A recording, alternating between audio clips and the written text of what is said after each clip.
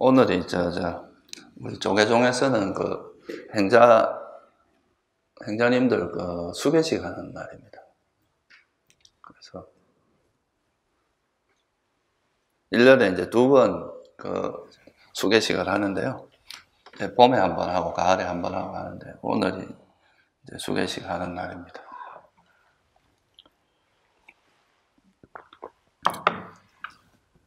가고 아마 여러분들이 그 소식을 들었을지 모르겠는데 이제 우리 해인사에 윤하 스님이라고 계시거든요. 그분이 이제 이번 주 일요일 날 입적을 하셨어요. 그래서 내일 아마 이제 답이식이 아마 해인사에서 있을 것 같은데요. 여러분들 뭐 거리가 멀어서 가시기 힘드시겠지만 혹시라도 이제 그쪽에 그 불교 전통 답이식이 어떻게 하는지 한번 또 가서 한번 보고 싶으신 분들은 내일 12시에 아마 해인사 그 이제 답이장에서 이제 아마 답이식이 있을 것 같습니다. 그러니까 보통 이제 우리가 선방에서 우리나라 이제 조계종에서는 보통 이제 그 총림이라고 하는 게 있고 이제 일반적인 절이 있는데 그 총림에서 이제 제일 어른을 우리가 방장스님이라고 하거든요. 방장. 이제 그 방장스님 밑에 이제 바로 밑에 이제 서열이 윤하 스님이에요. 그래서 지금 우리 해인사에 이제 원자 윤자 스님이신데 요번에 이제 이번 일요일 날 입적을 하셨다고 그러더라고요. 그래서 5일장에서 이제 내일 하는데 저도 이 법회 끝나고 이제 내려가 봐야 됩니다. 그래서 우리가 이제 경전에 보면은 네 가지 이제 우리가 스승이 5가지 스승이 있다고 하는데 그 중에 하나가 여러분들 이제 죽으면 이제 뭐 염라대왕 앞에 이제 혹시나 지옥에 가게 되면 여러분들이 아마 지옥 갈 일이 없겠죠. 가면 이제 염라대왕 앞에 가서 이제 그 신문을 받는데 그때 하는 이제 질문 중에 하나가 그러니까 나는 누가 가르쳐 준 사람도 없어서 수행을 안 했다. 이렇게 이야기를 하면은 세상에는 이제 스승이 있는데 왜 네가 그걸 몰랐냐. 그러니까 이제 늙어가는 사람 봤느냐, 뭐 죽는 사람 봤느냐, 뭐 이러면서 이제 그런 분들이 너의 스승이었다. 그러니까 우리가 주위에서 이제 사람들이 죽거나 병에 들거나 하면 그건 나하고는 무관한 일이라고 이제 사람들이 생각하기 쉬운데 이제 우리한테도 사실 이게 계속 언제나 닥칠 수 있는 일이잖아요. 누구나 이제 어떤 또 조건이 되면 병이 날 수도 있고 또 어떤 경우는 그것 때문에 이제 죽음을 맞이할 수도 있고 또 갑작스럽게 이제 죽음을 맞이할 수도 있고 여러 가지 변수가 있는데 그런 이제 생로병사의 그런 거를 보면서 왜 네가 이제 인생이라는 게 그렇게 길지도 않고 짧은데 왜 수행을 안 했느냐, 왜 선업을 짓지 않았느냐 하고 이제 혼을 낸다고 하죠. 여러분들도 이제 사실 이게 이제 부처님께서 수명이 너무 긴데 태어나면은 사실 사람들이 무상한 거는 무상이 뭐야? 이렇게 이야기한다잖아요. 이제 주변에서 죽는 사람이 별로 없으면은. 그런데 이제 인간계가 수행하기 좋은 이유가 이제 그런 거죠. 적정하게 이제 괴로움도 있고 몸이 있으니까 이제 몸으로 오는 고통도 많고 또 이제 주변에 이제 그렇게 죽거나 병들거나 늙어가는 그런 사람들을 이제 쉽게 볼 수 있기 때문에 그런 걸 통해서 이제 방심하지 않고 수행할 수 있는 그런 이제 계기가 조건이 된다 이거죠. 그래서 여러분들도 이제 그런 주변에 그런 상황들 뭐 지금 이제 나이쯤 되면은 주변에 가까이 있는 사람들이 이제 뭐 아프거나 돌아가시거나 이런 일들이 많이 생기죠, 그죠? 그런 걸 보면서 나도 이제 그와 같은 일이 나에게도 닥칠 거라는 걸 알고 우리에게 주어진 시간을 좀 의미 있게 쓰려고 하고 이제 최대한 수행을 하려고 하는 그런 자세가 좀 필요하지 않나 그렇게 생각합니다. 오늘은 이제 그런 우리가 살아가면 불교 공부에 이제 가장 큰 부처님께서 항상 이제 당신의 가르침은 내가 이렇게 가르치는 것은 다 괴로움의 소멸을 위한 거다고 그러죠, 그죠? 우리가 이제 존재는 이제 태어나는 순간부터 이제 가지고 있는 원천적인 그런 이제 괴로움이 있죠. 그죠? 생로병사라고 하는 이런 괴로움이 있고, 또 자기가 원하는 것을 얻지 못하거나, 또 뭐 자기가 이제 가까이서 사랑하는 사람과 헤어지거나, 또 원하지 않는 사람을 만나는 고통이라든가, 이제 이런 기본적인 고통들이 있죠. 그래서 이제 그런 괴로움으로부터 어떻게 하면 벗어날 것인가 하는 그거에 이제 목표를, 그것을 이제 출가 동기로 삼아서 이제 출가를 하셨고, 그걸 이제 결론적으로 그 괴로움에서 벗어날 수 있는 길을 명확히 이제 제시를 하신 게 이제 부처님 가르침이죠. 그래서 그 중에서도 이제 우리에게 일어나는 그런 이제 괴로움들이 있는데, 그런 괴로움이 있고 또 괴로움에 이제 벗어나는 그 길을 이제 당신께서 터득을 하셨는데, 이제 나중에 당신이 깨닫고 나서 보니까 이 괴로움이라는 것이 왜 일어나는지를 이제 들여다봤죠. 그래서 그 괴로움이 왜 일어나는지, 괴로움이 어떻게 일어나는지를 이제 설한 그 가르침이 뭡니까? 그러니까 우리가 이제 네 가지 진리의 가르침 중에 뭐예요? 그러니까 이제 괴로움의 일어남의 진리, 그러니까 집성제죠, 그죠?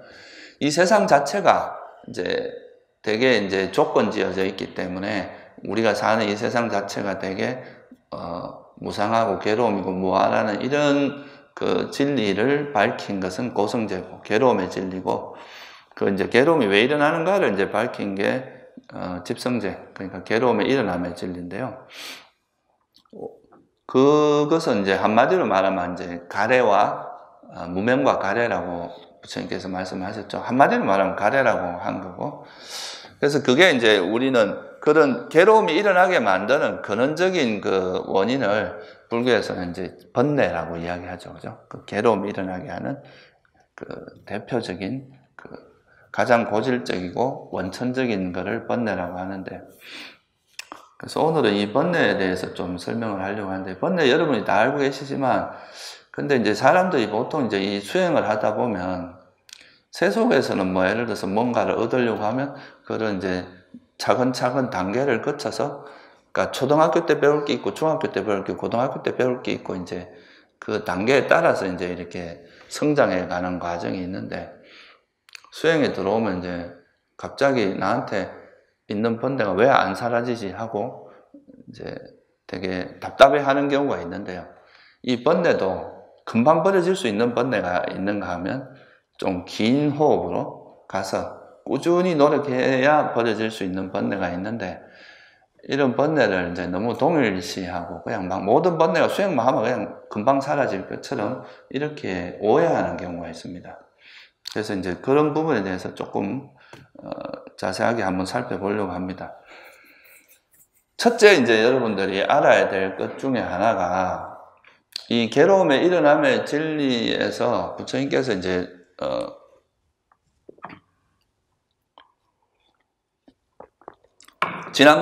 지난번에 제가 이제 견문각지, 그러니까 이제 보고 듣고 이제 감지하고 아는 그 작용, 그러니까 이게 육체의 작용이죠, 그죠? 안이미설신의라고 하는 것과 색상미촉법이 만나서 우리가 이제 외부 대상을 인지하는데, 사실 이제 그 마음 자체가 뭐 원래 그 대상을 그냥 있는 그대로 알기만 하면은 그게 아무 문제가 없는데, 어떤 이유인지 뭐 이제 언제부터 시작됐는지는 알 수 없지만, 이게 이제 오염되기 시작한 거예요, 우리 마음이, 그죠? 그래서 그거를 그냥 있는 그대로, 진리 있는 그대로 보는 게 아니라 자기가 보고 싶은 대로 보는, 자기가 이제 보고 싶은 대로, 원하는 대로 보는 이런 방식으로 바뀌면서 거기서 이제 이런 괴로움들이 발생했기 때문에, 그래서 결국은 이제 이 괴로움이라는 게 견문각지를 하는 과정에서 이제 왜곡이 시작되는 거죠. 어떤 대상 자체의 문제라기보다는 우리가 그 대상을 인지하는, 그러니까 파악하는 과정에서 뭔가 마음이 오염되고 그것 때문에 이제 문제가 발생한다. 이게 이제 부처님께서 본 가장 큰 또 인식의 전환이에요. 우리는 보통 외부에 이제 보통 문제를 삼고 뭔가 원하는 걸 얻으면 이제 행복해질 수 있다, 이렇게 생각을 하는 게 일반적인데, 근데 그런 이제 괴로움의 원인도 그런 외부 대상에 있는 게 아니라 우리 마음에 있다.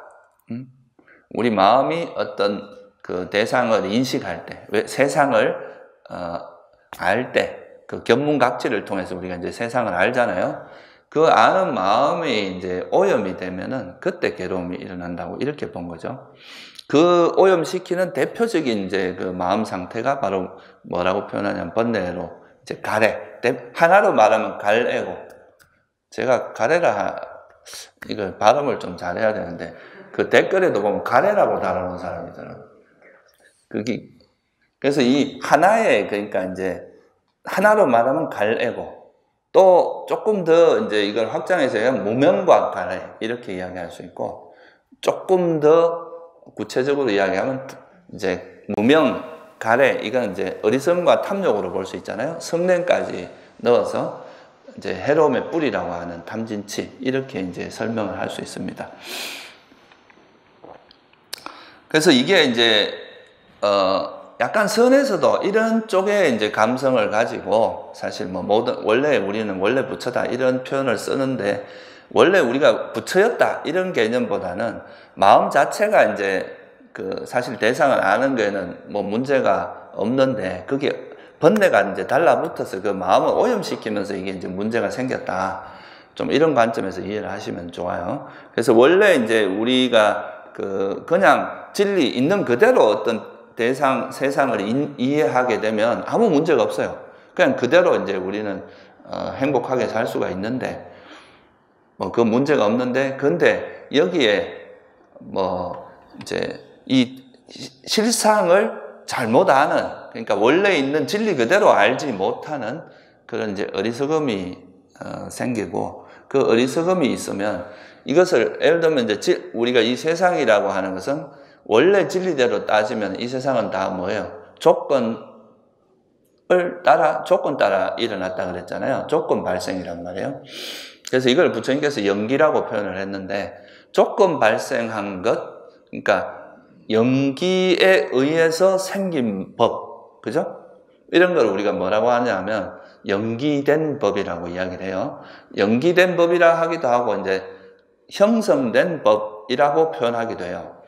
그래서 이런 연기된 법은 다 기본적으로 조건에서 생겼기 때문에, 조건이 바뀌면은 소멸될 수밖에 없는, 조건이 사라지면 이제 사라질 수밖에 없기 때문에 이 세상에 있는 모든 것은 무상하다는 것이고, 또 그것이 이제 무상하니까 그거는 불확실하고 불안전하다. 그래서 이건 괴로움의 속성이 있다. 그 무상하고 괴로움, 이것을 내 것이라 할 건 없다. 자아라고 할 만한 게 없다. 이게 이제 부처님이 발견하신 진리죠. 그죠? 연기를 이제 깨달으시면서 발견한 진리인데, 근데 이제 보통 범부들은 그걸 못 본다는 거예요. 그 진리를 아직은 보지 못하기 때문에 어떤 일이 발생하냐면, 영원할 수도 없는 것을 영원하길 바라는 욕망이 발생하는 거죠. 그것이 이제 영원하다고 착각하고 잘못 알아서 이 진리를 모르기 때문에 집착하는 거죠. 만약에 그걸 이게 정말 무상하고 내 것이 아니고 괴로움이라고 알면 그거를 붙들지 않을 텐데, 이 진리를 모르기 때문에, 그래서 이제 어떤 우리가 원하는 것은 거머쥐고, 또 원치 않는 대상은 이제 밀어내면서 싫어하고, 이게 이제 이런 마음들이 이제 발생하는 게 우리 괴로움의 원인이다. 그러니까 부처님께서 이제 이 진리를 깨닫고 나서 보니까, 사람들이 이 진리를 모르는구나. 진리를 알고 보지 못하기 때문에 그런 어리석기 때문에, 그로 인해서 이제 영원하지 않은 내가 영원히 존재하길 바라고, 항상 행복하길 바라고, 또 이제 내 것이 아닌 것을 내 것이라고 자꾸 이제 거머쥐는 이런 일들이 생긴다. 그래서 이게 이제 부처님께서 바라본 그 핵심이고, 그래서 그 괴로움의 모든 것은 첫째, 대상이 아니라 어디 있다고 본 거예요, 이게. 우리가 세상 자체가 우리에게 괴로움을 주는 요소도 없잖아 했지만, 근원적인 건 그게 아니라 뭐라는 겁니까? 우리 마음이 진리를 모르기 때문에, 우리가 그 진리를 모르기 때문에 그 대상에 달라붙고 싫어하고 하는 그 마음 있잖아요. 그것 때문에 이제 괴로움이 발생한다고 본 거죠. 그거를 이제 괴로움의 일어남의 진리라고 이제 정리를 하신 겁니다.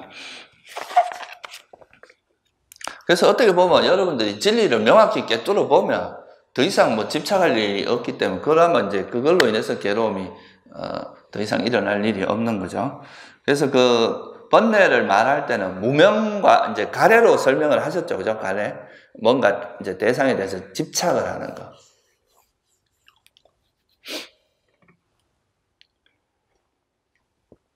근데 이 갈애라는 표현이 아주 그러니까 이제 고층의 경전에는 잘 안 나타납니다. 그냥 그때는 집착, 탐욕, 뭐 이런 식으로 주로 나타나죠.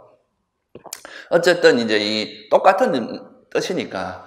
그래서 이 집착이라는 것이 이제 대상에 이제 내가 원하는 것을 계속 얻으려고 하고 그 내가 원하는 대상만 금어지고 그걸 이제 내가 가지려고 하는 이런 마음 때문에 이제 가래가 일어나는데, 근데 그 탐욕이 이제 집착이 일어나죠. 근데 그 이면에는 뭐가 있다는 거예요? 그것이 진리를 모르기 때문에 그렇다는 거죠. 그 진리를 모르는 걸 뭐라 그런다는 거예요? 그걸 이제 무명 또는 어리석음이라고 이야기를 하는 거죠.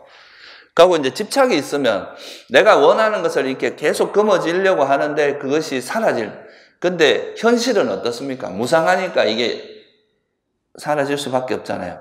그러니까 그럴 때 뭐가 생깁니까? 이제 괴로움이 생기는, 정신적인 불만족이 생기죠. 막 슬픔, 비탄, 탄식, 그런 괴로움들이 일어난다는 거죠.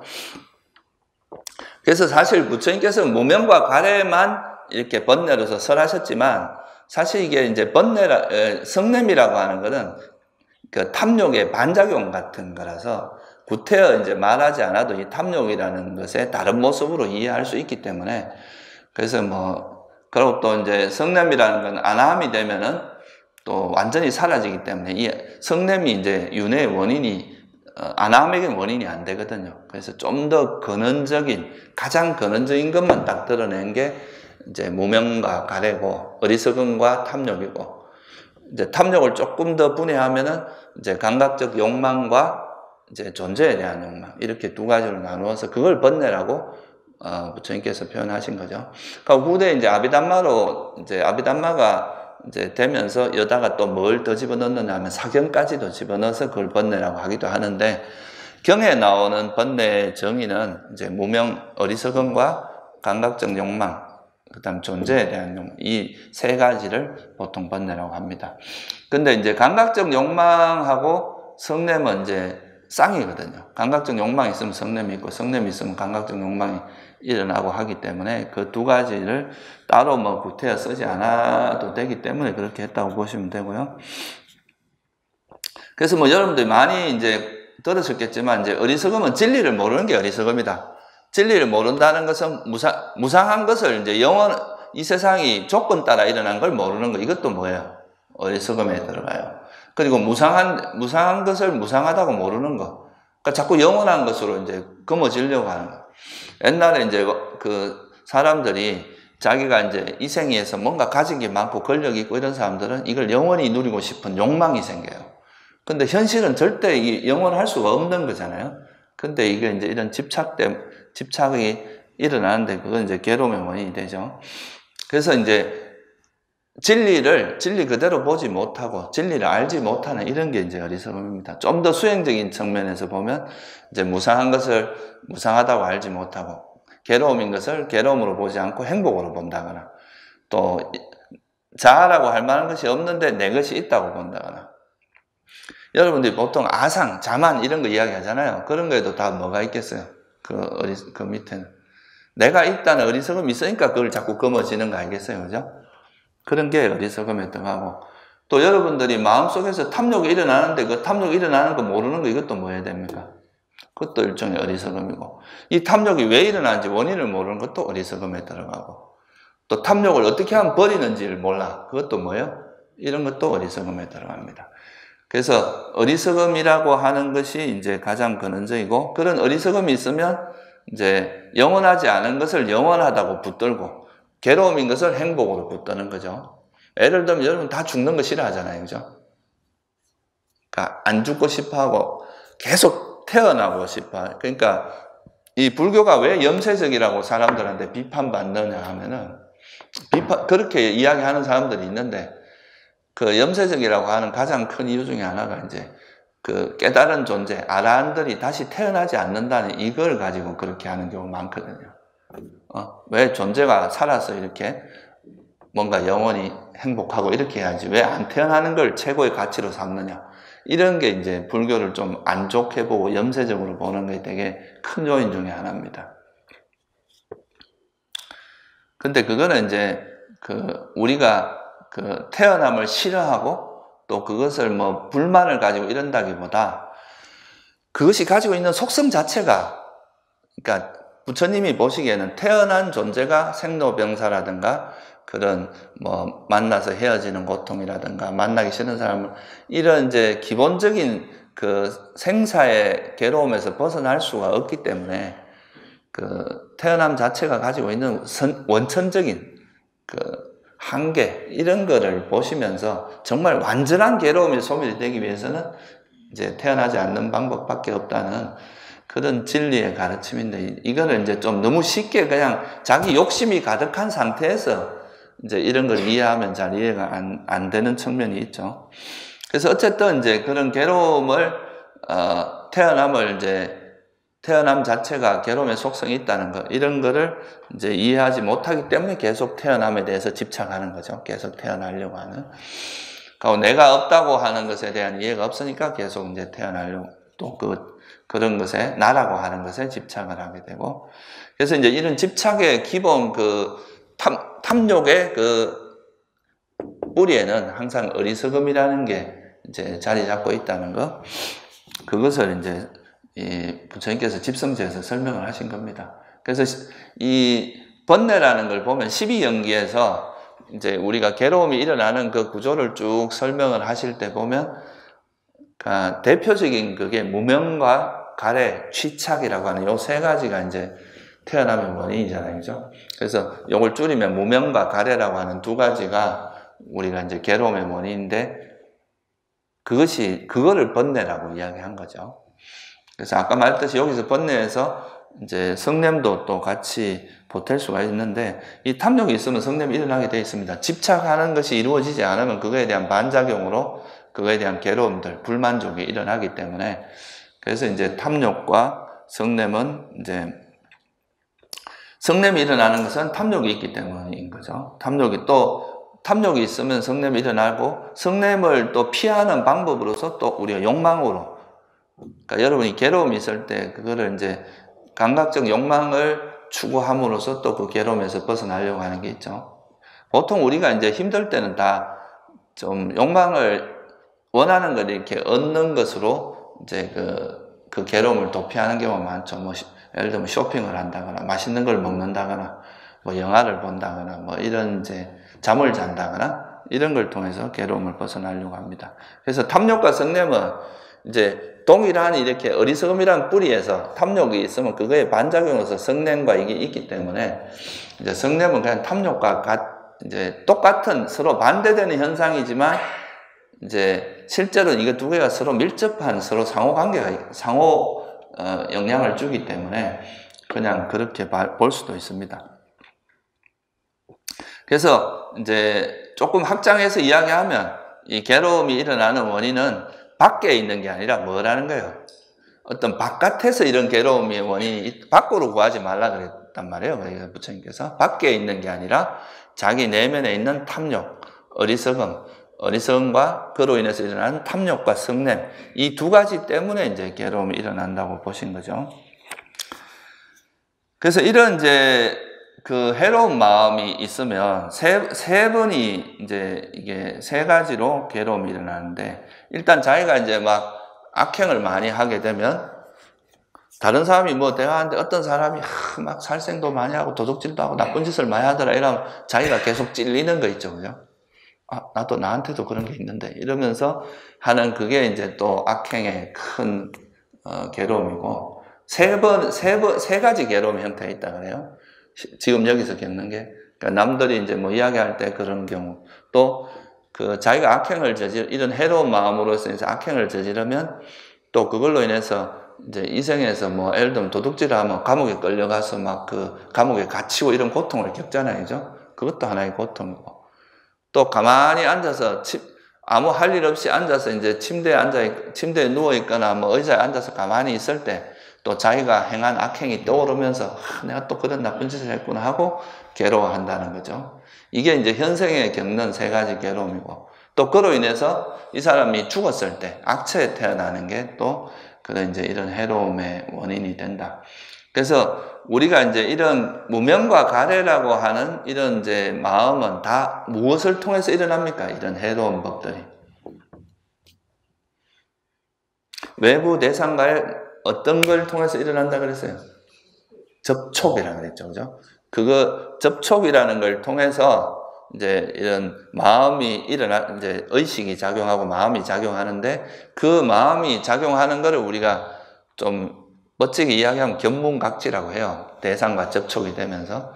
그것이 일어날 때, 거기에서 이제 이런 마음이 탐욕이나 성냄이나 어리석음에 오염이 되는 거죠. 그죠? 이렇게 오염이 될 때, 현생에서도 이런 괴로움을 겪을 뿐만 아니라, 이게 또 다음 생에는 이제 이런 마음들을 많이 일으킨 사람은 다음엔 또 악체에 태어나서 거기서 또 엄청난 고통을 겪게 되는, 이게 이제 그 일반 범부들의 삶이라는 거예요. 그래서 이제 이거로부터 벗어나는 것이 이제 우리가 괴로움에서 벗어나는 건데, 근데 참 이 말은 쉽지만 이렇게 이제 우리가 이런 번뇌가 이론적으로 탐욕이고 성냄이고 어리석음이 있다, 이런 거는 이제 교학적으로는 이렇게 말하는 건 쉽지만, 실제 이제 우리가 어떤 대상을 부딪혀서 그런 번뇌가 일어날 때는 사람들이 끊임없이 여기에 쏟습니다. 특히 부처님께서 왜 이제 괴로움의 원인을 가래라고, 특히 탐욕을 되게 이제 표면에 내세워서 하느냐 하면, 사실 이제 그 어리석음은 잘 드러나지도 않고 이제 뿌리에 해당하는 거고, 또 이 가래가 일어나면 사람들은 그 가래를 자기가 원하는 욕망을 실현하는데 온갖 자기 지식을 총동원해서 합리화를 합니다. 보통 제가 이제 여기서 이제 수행하는 사람, 또 행자 생활을 하다가 이제 돌아간다거나, 또는 수행을 하다가 다른 길을 가거나, 이런 경우들이 이제 가끔 있거든요. 보통 행자 출가자들도 보면, 출가자들이 출가해서 끝까지 선임이 돼서 이제 딱 안정될 때까지는 보통 이제 우리가 출가를 10명 하면은 한 10년이 지나면 한두 명 남는다 그래요. 이게 그만큼 이제 끝까지 10년 정도, 이렇게 10년 정도 지나면 보통 이제 어느 정도는 안정이 되거든요. 절생활에 대해서 어느 정도 몸과 마음이 익어지기 때문에. 근데 그렇게 되는 퍼센테이지가 그렇게 높지 않습니다.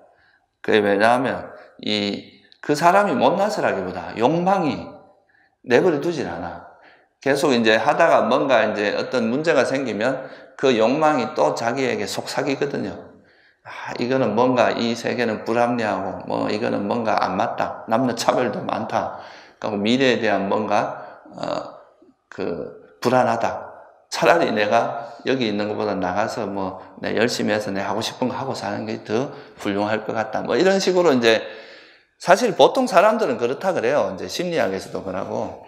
자기가 원하는 걸 딱 결정해 놓고, 이제 충분히 사유를 해서 뭐가 진짜 옳은 것인지, 이것이 좋은 길인지 이런 걸 냉정하게 사유하는 게 아니라 자기 욕망에 의해서 먼저 결정을 한대요. 뭔가 결정을 한 다음에 이제 그 다음에는 무슨 작업을 하냐면 이 결정에 대해서 온갖 이유를 갖다 붙이고 합리화를 하는 작업을 하는 거죠. 이런 걸 우리가 이제 번뇌에 쏙는다고 보통 표현을 해요. 이제 불교 이제 절집안에서는. 근데 이런 일이 굉장히 많이 벌어집니다. 여러분이 이제 스스로가 이제 그걸 그렇게 쏙는 걸 모르는 게 뭐예요? 그것도 어리석음에 해당합니다. 그러니까 자기가 이 쏙는지도 모르고, 어리석음의 본질이 뭔지 아세요? 자기가 어리석은지 모르는 거예요.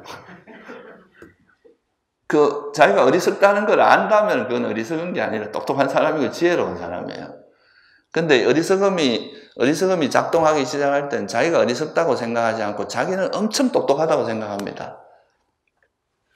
그래서 자기 생각에는 막 이렇게 저렇게 판단하면서 이것이 옳은 것인데 이건 뭔가 잘못됐다 이러면서 이제 자기 생각을 합리화하는데, 근데 이제 그거는 나중에 알고 보면 자기 어떤 번뇌에 놀아나는 경우가 대부분이라는 거죠.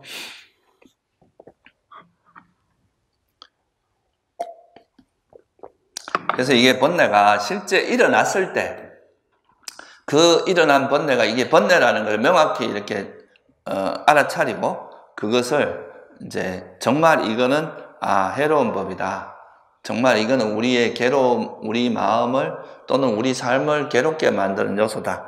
라는 것을 확실히 이해하는 것 자체가 굉장히 중요한 통찰력에 해당합니다.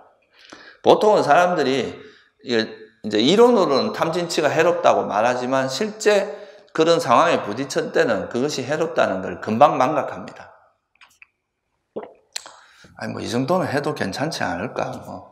사람이 이것도 안 하고 어떻게 사냐? 이렇게 이제 하면서 그것이 우리가 이제 아직 수행이 안 됐기 때문에 그 번뇌에 끌려갈 수도 있는데 이것이 버려야 될 대상이라는 걸 알고 끌려가는 거하고 아예 이게 이제 버려야 될 대상이라는 걸 모르고 끌려가는 건 천지 차이거든요.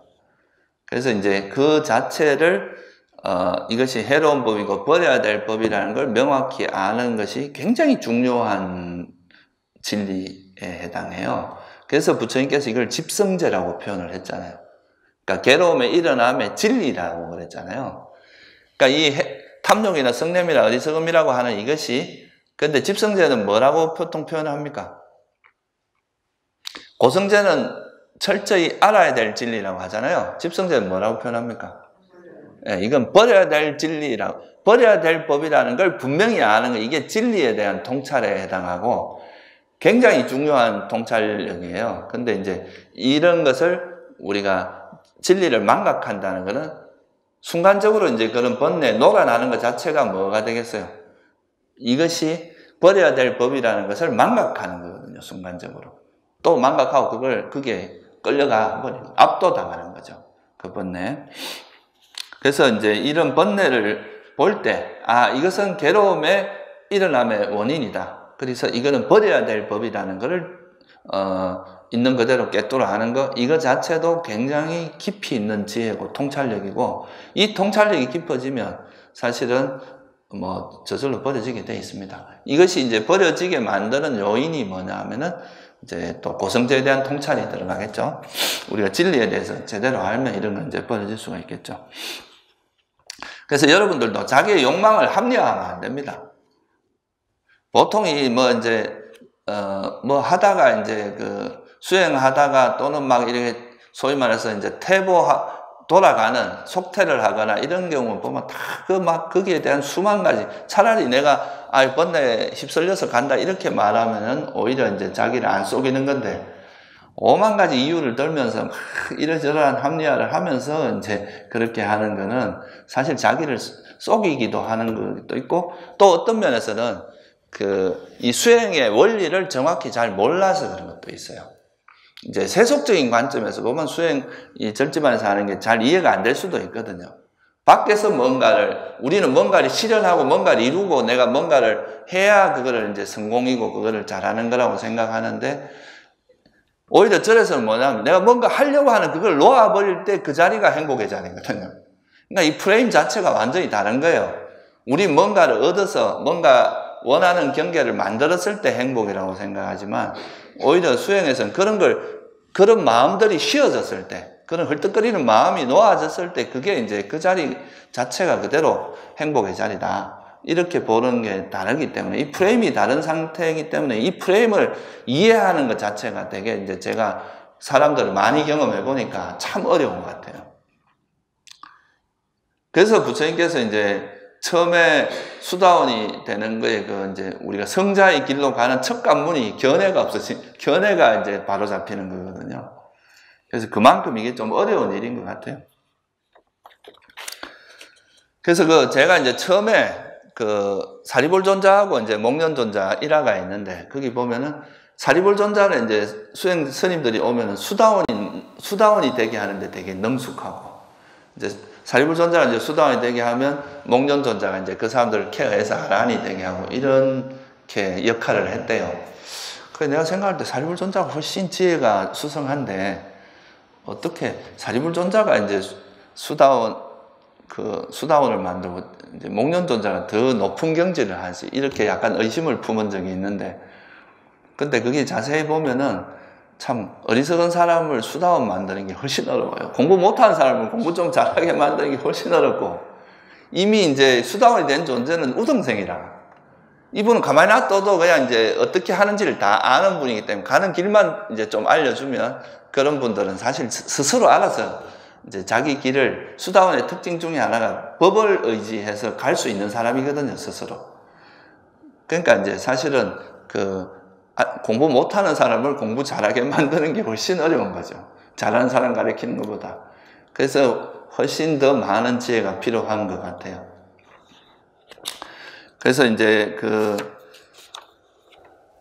이런 번뇌 자체를 이제 그렇게, 우리에게 일어나는 이런 마음들 자체가 실제 우리 삶을 굉장히 괴로움으로 이끌고, 장기적으로 봐서 지금 당장은 잘 몰라도 이것이 멀리 내다보면은 굉장히 큰 우리 괴로움을 유발하는 것이라는 걸 이해하는 것. 이게 되게 이제 중요한 지혜고, 그게 바로 집성제다 이거예요. 또 괴로움에 일어나는 진리고. 우리는 이게 너무 익숙해서 이제 이것을 되게 쉽게 생각하는데 그렇지 않다는 거죠. 그리고 이제 여러분들 이 번뇌를 볼 때, 이 번뇌라는 것이 이 세상에 있는 모든 것은 영원합니까? 영원하지 않습니까? 그러니까 무상하고 조건 발생이기 때문에 이 세상에 있는 모든 현상은 기본적으로 베이스가 뭐냐 하면 이건 뭐라는 거예요? 실체가 없다. 그냥 어떤 조건 발생인 것 뿐이다. 그러면 이 번뇌를 대하는 태도도, 이 번뇌 자체가 탐진치라는 것도 기본적으로는 이제 조건 발생한 것이잖아요. 접촉을 통해서 일어나잖아요. 그죠? 그러니까 이것도 역시 실체는 없는 것인데 단지 뭐가 있는 거예요? 그러니까 집착하고 싫어하는 이런 작용이 있는 거죠. 그죠? 정신의 특징이 뭐냐면 작용이 있는 겁니다. 이걸 옛날 주석서에는 기우는 거다 이렇게 이야기하는데, 그걸 이제 요즘 말로 하면 작용이 있다 이렇게 보는 게 정확한 것 같아요. 그러니까 뭔가 대상이 나타나면 거기에 뭔가 이렇게 작용이 일어나는 거죠. 물질은 그런 게 없지만 정신은 그런 게 있잖아요. 근데 이런 작용이 이제 대상이 달라붙고 싫어하고 이런 작용이 일어나는 거는 있지만, 번뇌 자체도 실체로서 접근을 하면 이게 또 잘못하면 이게 이제 죄의식에 빠진다거나, 나는 원래 이런 인간이야 라거나 이런 식으로 이제 접근할 수 있거든요.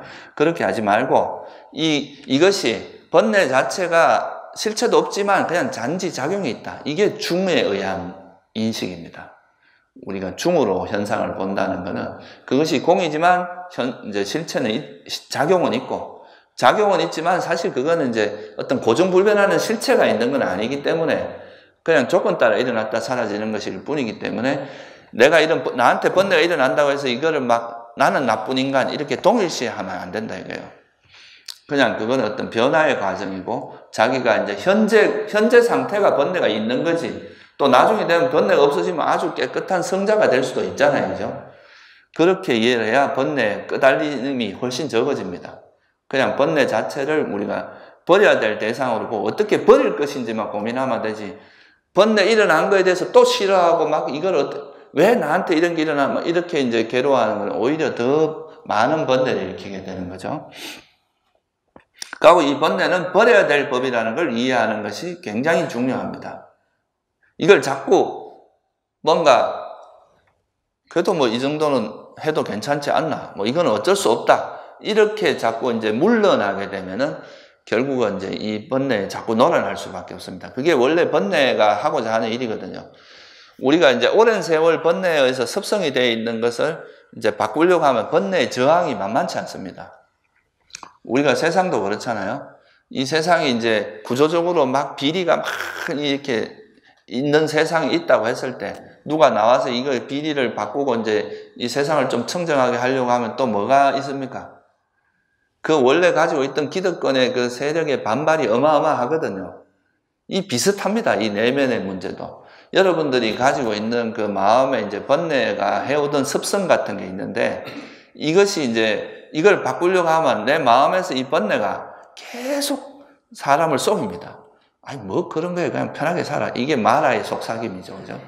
이 소위 말하는 마라가 이제 보통 경전에 보면 이제 바깥에 있는 욕계 그 타화자재천에 있는 전신의 이름으로 말하기도 하지만, 내면의 오염은 번뇌를 마라라 하기도 하거든요.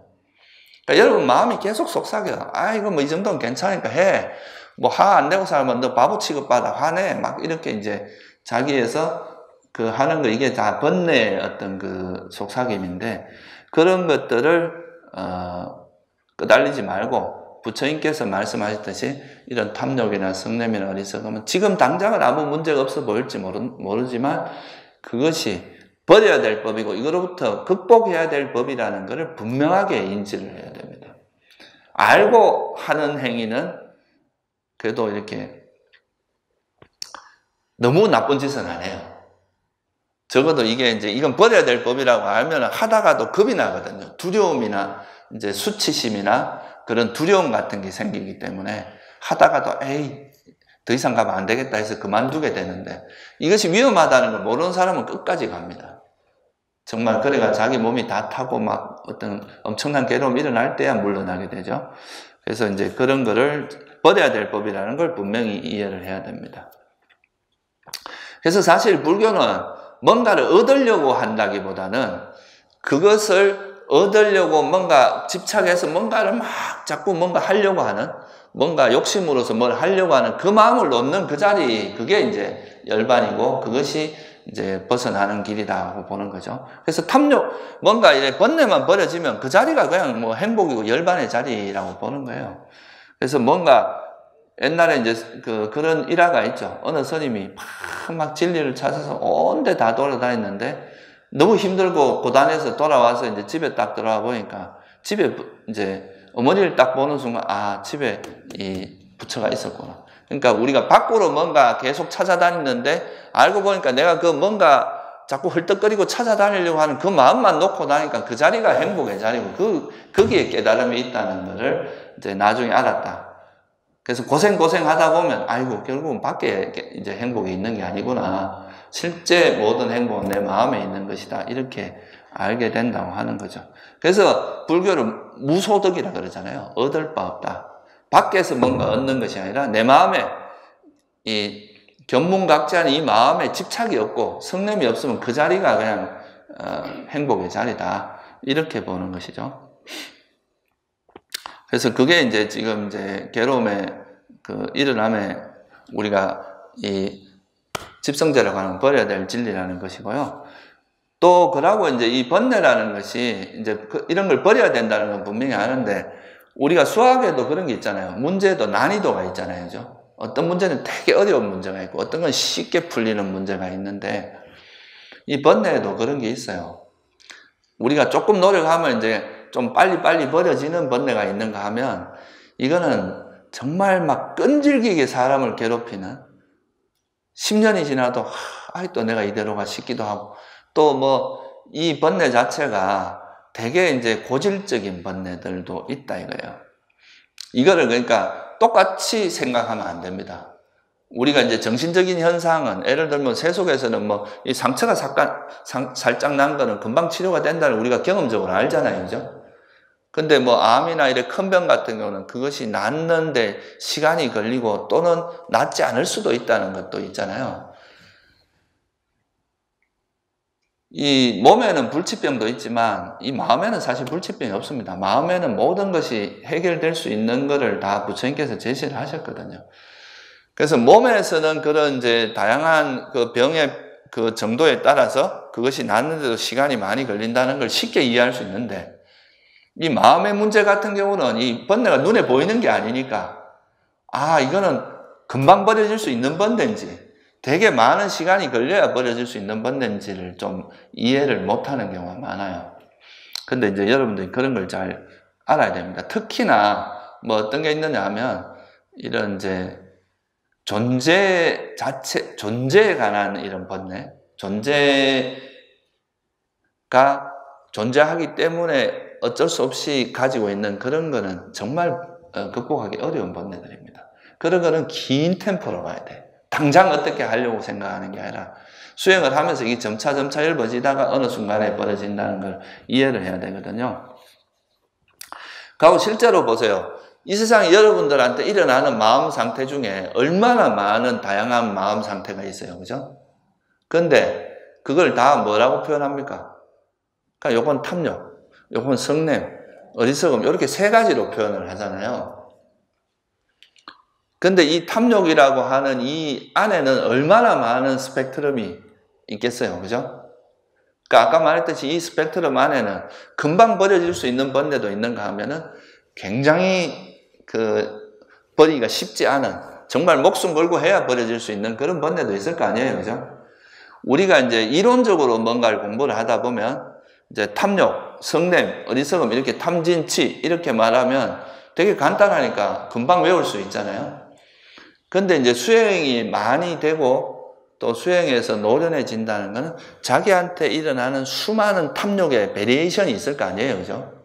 대상에 따라 다를 거고 또 상황에 따라도 다를 거고. 그죠? 이런 수많은 번뇌, 탐욕이라 하더라도 말은 똑같이 이제 집착하는 건 다 탐욕이라고 하지만 우리가 가족에 대한 집착도 있을 거고, 그죠? 돈에 대한 집착, 명예에 대한 집착, 또 잠자는 것에 대한 집착, 또 우리가 아름다운 여인에 대한 집착, 수많은 그 집착의 형태가 있을 거 아니에요, 그죠? 그거를 부처님께서는 좀 간단하게 표현하기 위해서 전체적으로 그냥 탐욕이라고 이제 표현을 하셨지만 실제 이제 수행이 깊어진다는 것은 이런 탐욕에 되게 디테일을 많이 경험을 하는 겁니다. 여러분들한테 일어나는. 그래서 어떤 형태의 탐욕들이 있고 그런 탐욕들은 어떤 대상에 대해서 내가 주로 또 탐욕이, 사람마다 또 대상도 다르거든요. 어떤 사람은 돈에 대해서는 별로 관심이 없는데 또 명예에 대해서는 엄청 집착하는 그런 사람들이 있고, 또 어떤 사람들은 명예에는 별로 관심이 없는데 또 돈에 대해서 돈만 그냥 많으면 된다 이렇게 집착하는 사람도 있고, 그러니까 이게 집착의 형태나 대상이나 이런 게 다 다르단 말이에요. 그죠? 그런 거를 내가 이제 내가 나한테 일어나는 마음을 관찰하다 보면 내가 이런 대상에 주로 집착을 많이 하고 이런 데는 좀 더 강하게 집착을 하고 이런 거는 별로 집착을 안 하는구나. 이런 것을 여러분들이 서서히 파악을 할 수가 있잖아요. 그죠? 그런 것을 이제 얼마나 많이 경험하고 이해하느냐, 그게 이제 그 사람의 수행의 어떤 깊이라고도 할 수 있는 거죠. 우리가 세속에서도 전문가라고 하는 게 뭐겠어요? 똑같은 거를 알아도 우리가 아는 거는 그냥 이제 써먹는 데 필요한 정도만 알고 있지만 전문가라고 하면 그것이 이제 문제가 생겼을 때 어떻게 해야 이걸 고칠 수 있고 이건 어떻게 일어나고 이런 걸 다 아는 게 전문가잖아요. 그죠? 그러니까 여러분이 수행의 전문가가 된다는 건 결국 자기 번뇌를 얼마나 잘 파악을 하고 그것을 버리는 노하우라든가 자기한테 일어나는 번뇌가 어떤 것들이 있고 어떻게 버리고 이런 거를 정말 이렇게 디테일하게 잘 파악하고, 그리고 또 그런 것이 아까 말했듯이 이런 폭만 넓을 뿐만 아니라 심층이 있습니다. 번뇌도 똑같은 탐욕이라도, 그러니까 이제 대상에 따라서 굉장히 다양한 또 탐욕이 있지만 이것이 또 아까 말했듯이 심층, 버려지기 어려운 부분도 있고 되게 이제 쉽게 버려지는 거. 예를 들면 잠재된 번뇌 같은 거 있잖아요. 잠재 성향 같은 거, 습관화되어 있는 거. 이런 거는 사실 또 버리는 게 훨씬 어렵습니다. 왜냐하면 이게 이미 습성이 되어 있기 때문에 그 습성을 바꾸는 건 더 어렵잖아요. 그죠? 그래서 이 번뇌도 보면은 이제 스펙트럼이 이렇게 폭도 굉장히 넓지만 또 뭐가 차이가 난다는 거예요. 이 심층도, 그러니까 이것이 가볍고 무겁고 이런 거의 차이도 엄청나게 많은 그게 있습니다. 그래서 이제 탐욕도 보면 그냥 한번 슬쩍 지나가는 탐욕도 있지만 정말 나에 대한, 자기에 대한 탐욕, 집착이라든가 또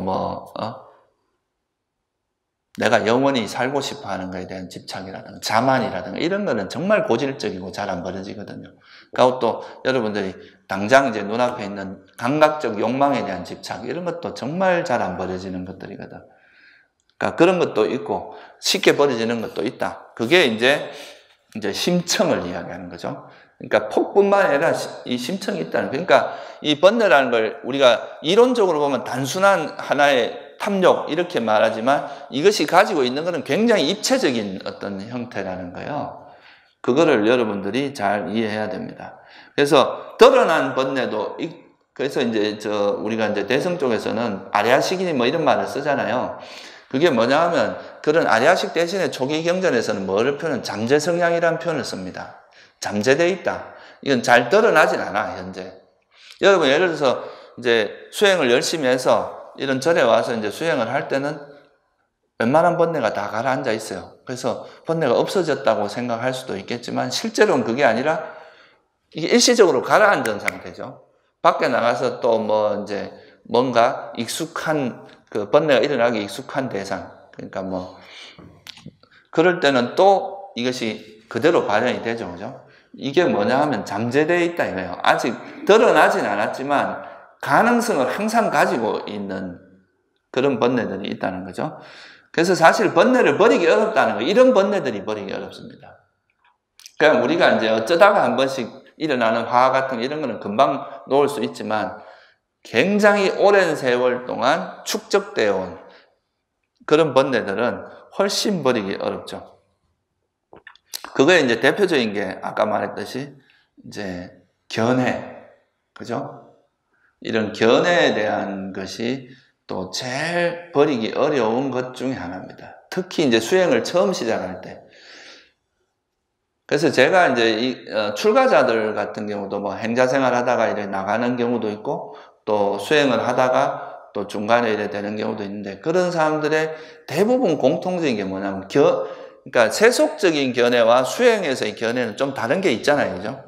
세속에서는 뭔가 이제 세속적으로 뭔가 안정되고 성공을 바라고 내가 많은 걸 얻고 이런 거에 좀 관심이 있는데 오히려 절에서는 왜 그러니까 이런 뭐 어떻게 보면 막 허드렛 일도 하고 세속적으로 보면 되게 이제 허접한 일들을 아무것도 아닌 것들을 하면서 살아가면서도 그거에 대해서 만족하고 행복할 수 있느냐 하면 그런 욕망이 최소화되기 때문에 그죠? 뭘 해도 행복한 거예요. 그래서 내가 아는 어떤 그 이제 선배 중에 한 분이 그 경제학자인데 그분이 이제 그런 표현을 쓰더라고요. 그러니까 자기는 분모로 이제 그런 이야기를 하는 밑에 분모에 탐욕이 있고 그 만족도가 분자라면은 이제 욕망이라는 것이 있고 그래서 이 분모의 욕망이 적을수록 그 만족도는 높아진다. 얻는 것, 실제로 얻는 것과 이익과 밑에 분모에 만약에 이제 그 욕망이라는 게 있다면 우리가 욕망이 적을수록 그거에 대한 어떤 만족도는 훨씬 높아지잖아요.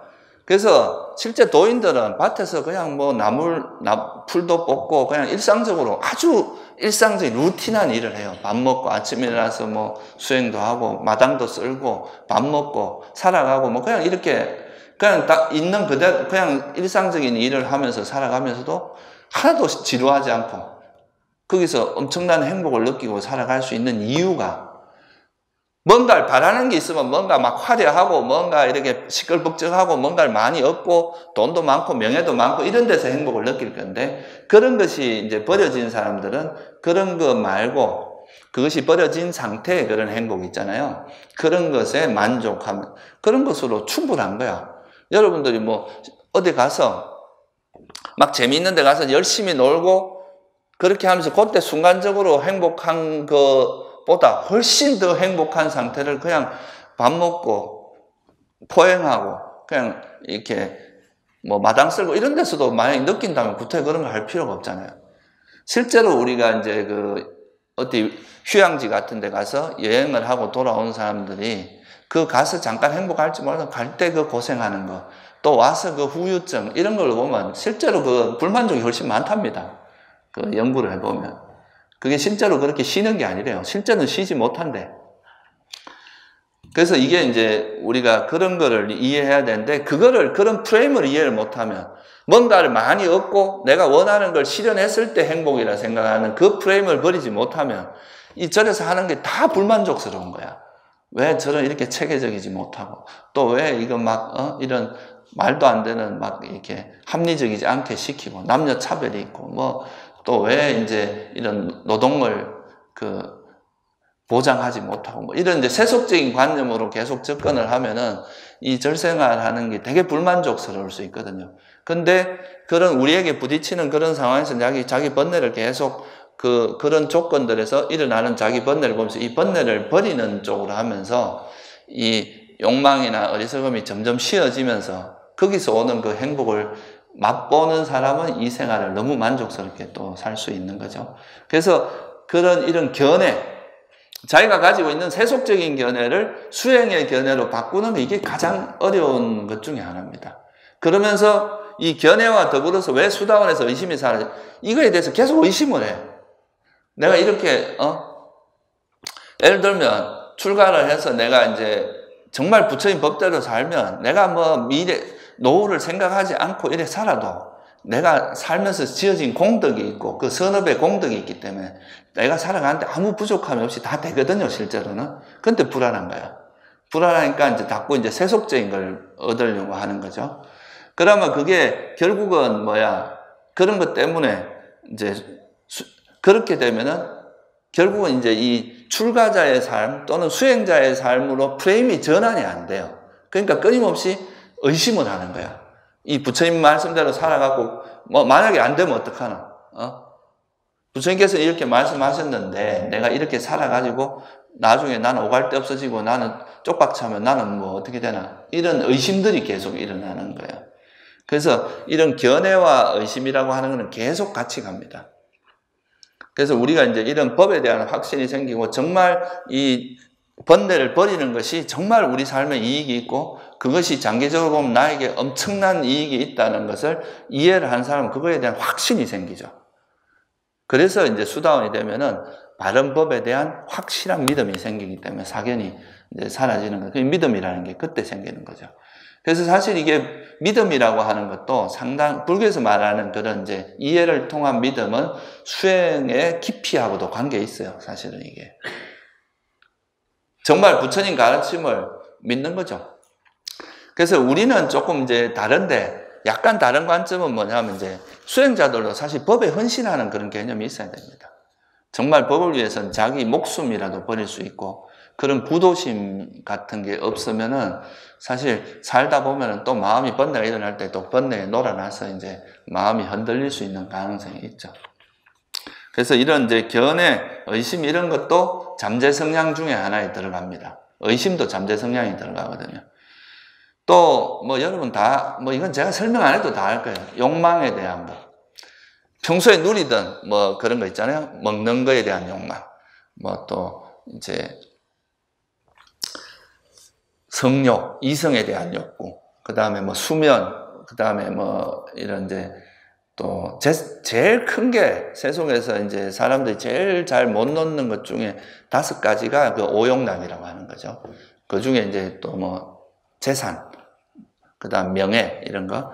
스님들도 이제 나이가 들면은 제일 놓기 힘든 번뇌 중에 하나가 명예욕이라 그래요. 이제 나이 들면 이제 힘은 떨어지니까 성욕은 떨어지는데 아무래도 이제 체력적으로 떨어지니까 성욕은 그래도 조금 약화되는데 이제 이 종교인들은 또 남들에게 존경받고 싶어하는 이제 내 말을 사람들이 많이 따르고 내 말에 영향을 받고 존경을 많이 받고 싶어하는 또 이런 거에 대한 욕구들이 되게 강하거든요. 그래서 이게 정말 고질적으로 따라다녀요. 그러니까 이제 그런 또 명예가 있으면 또 종교인들은 또 명예와 이 부가 또 약간 같이 따라오는 경향이 있기 때문에 그걸 우리가 명리라고 하죠, 그죠? 명예와 그래서 이것도 또 이제 되게 버리기 힘든 번뇌 중에 하나고 세속에서도 여러분들이 제일 또 버리기 힘든 것 중에 하나 죽을 때까지도 자기 재산에 대한 욕망을 잘 못 놓는 것, 명예에 대한 이런 것들이 다 이제 가장 버리기 힘든 욕구들 같은 거예요. 이게 이제 근데 또 이런 게 또 뭐하고 관계 있느냐 하면은 존재의 삶을 좀 안정적으로 하는 그러니까 자기 존재가 안정적으로 유지되고 싶어 하는 그 욕구하고도 관계가 있어요. 결국은 돈이 여러분의 안전을 지켜준다고 생각을 하기 때문에 그런 것들 그래서 이 번뇌도 자기 생존 욕구나 이제 삶의 어떤 자기의 안정성을 담보해주는 이런 쪽의 번뇌들이 가장 또 끊기가 힘듭니다. 그거는 이제 자기 생존 본능하고 관계있기 때문에 여러분이 딴 건 몰라도 또 몸에 대해서 막 아프면 막 정신 못 차리고 거기에 완전히 빠져들잖아요. 그런 게 다 나라고 하는 존재하고 관계 있는 번뇌들이 특히 어려운데, 그래서 이 감각적 욕망이라고 하는 것도 굉장히 버리기 힘든 번뇌 중에 하나입니다. 왜냐하면 이거는 이 욕계에 사는 사람 어릴 때부터 여기에 너무 익숙해 왔기 때문에 이거로부터 벗어나는 것 자체가 불안한 거예요. 자기가 익숙한 곳에 있으면 이제 그래도 뭔가 안 불안한데, 뭔가 다른 식의 어떤 이걸 벗어나면 내가 어떻게 될까? 내가 내한테 가지고 있는 재물을 버렸을 때 어떻게 될까?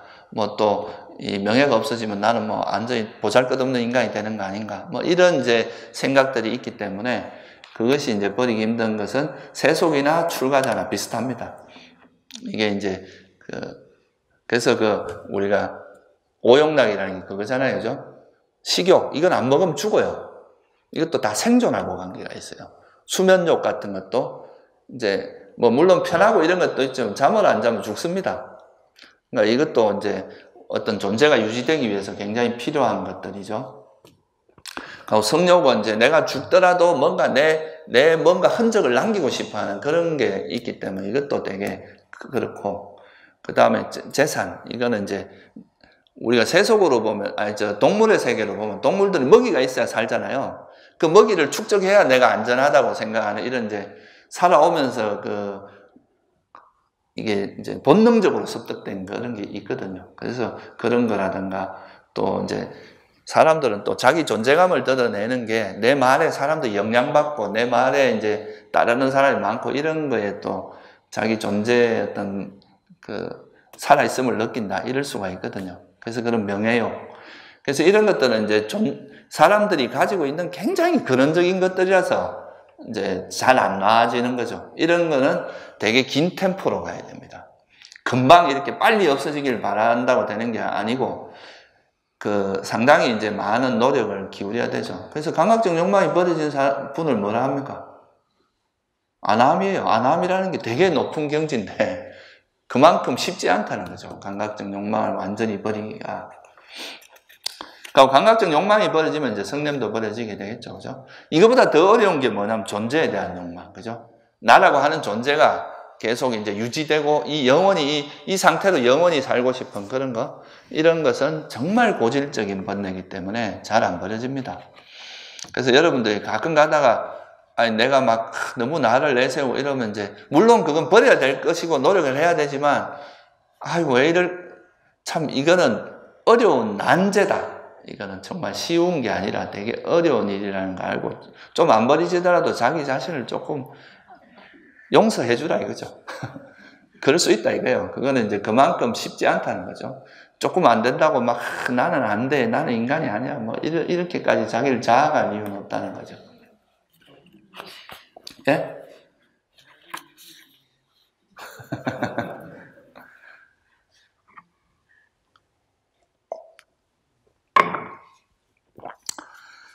그냥 뭐 고등학생이 대학에서 말하는 그런 이제 요즘 말하는 밀레니엄 난제라고 있거든요, 수학에서. 그러니까 이제 7개 그런 큰 문제가 있는데 이거 풀면은 100만 불을 주는 정도로 어려운 문제들이 있어요. 그거 풀면 거의 그건 세계적으로 스타가 될 수 있는 그런 문제들인데, 이런 자만 존재에 대한 욕망, 어리석음 이런 거는 그런 것보다 더 어려운 문제입니다.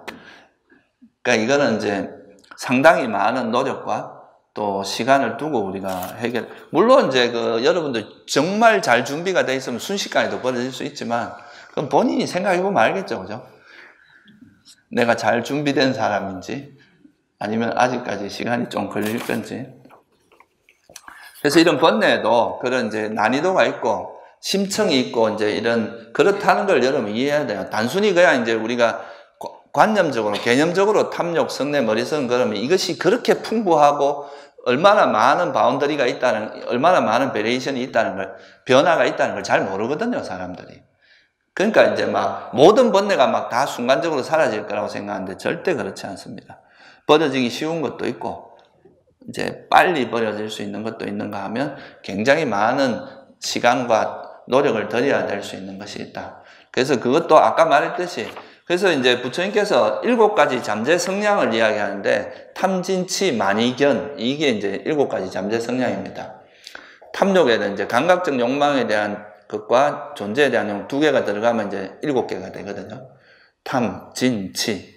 이 세 가지는 뭐 워낙 다 아시는 거고, 만의 견. 만은 자만이고, 의는 뭐예요? 의심. 견은 견해입니다. 그래서 제일 그나마 이제 견해가 바뀌어야 정말 여러분들 이제 수행의 길로 들어갈 수 있어요. 그래서 견해라는 게 이제 가장 어려워요. 그래서 이게 이제 우리가 밖으로 뭔가 막 얻어서 얻어지는 게 아니라 이거를 뭔가 헐떡거리는 그 마음을 놓는. 그래서 우리가 절에서 스님들 중에 저 스님 수행이 좀 됐다. 이제 마음이 많이 쉬어졌다. 이거는 뭐냐? 뭔가 막 밖으로 찾아다니려고 하는 그 마음이 좀 놓아져 있을 때 그런 표현을 쓰거든요. 밖에서 뭘 찾으려는 게 아니라 내가 그 찾으려고 하는 욕망을 버리는 게 진짜 이제 수행이라는 거. 그래서 그런 거를 잘 이해하는 게 견해가 바뀌는 거고. 그게 이제 바뀌기 시작을 하면은 이제부터는 본격적으로 자기 마음에 있는 번뇌를 버리는 쪽으로 노력을 하게 될 거 아니에요. 그죠? 그러면서 이제 서서히 감각적 욕망이 서서히 이제 이렇게 무뎌집니다. 그래서 이것도 순서가 보면 수다원이 되면 감각적 욕망이 악체에 떨어질 정도의 감각적 욕망은 사라져요. 내가 악체에 태어날 정도의 그런 감각적 욕망이나 성냄을 일으키지 않는다 이거예요. 그리고 사다함이 됐을 때는 거친 형태는 안 일어난다 그러죠. 근데 이제 아나함이 되면은 그런 미세한 것 쫓아버려. 이것도 보세요. 수다원, 사다함, 아나함조차도 이런 단계가 있는 거예요. 그 버려지는데. 그만큼 만만치 않다는 거죠.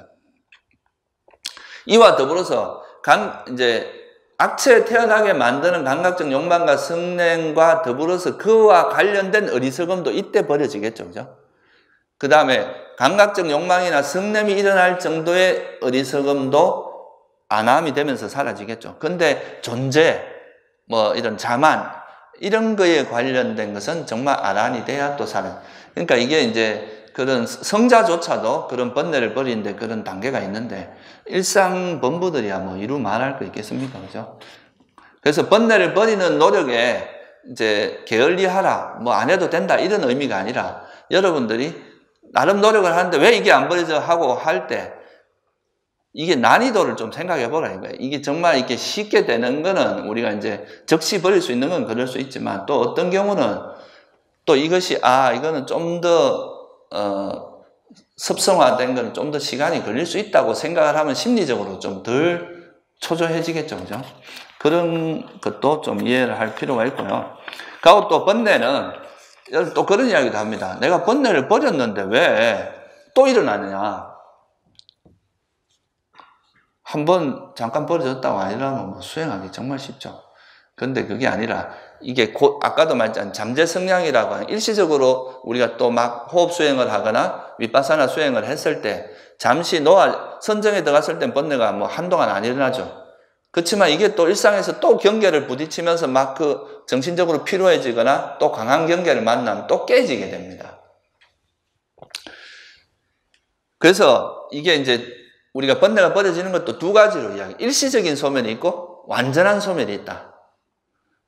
그러니까 지금 여러분들이 이제 깨달음을 얻기 전까지는 사라졌다가 다시 일어났다, 사라졌다가 다시 일어났다. 그렇게 해요.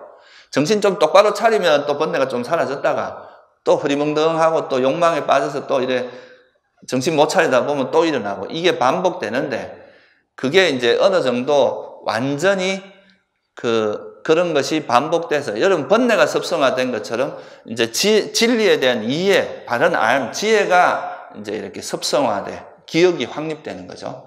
그게 습성화되면 아까 말했듯이 수다원이 되면서 사견이라든가 의심은 완전히 소멸하는데 그게 그때는 다시 일어나지 않는 소멸입니다. 이거는 이제 완전히 소멸되는 거죠.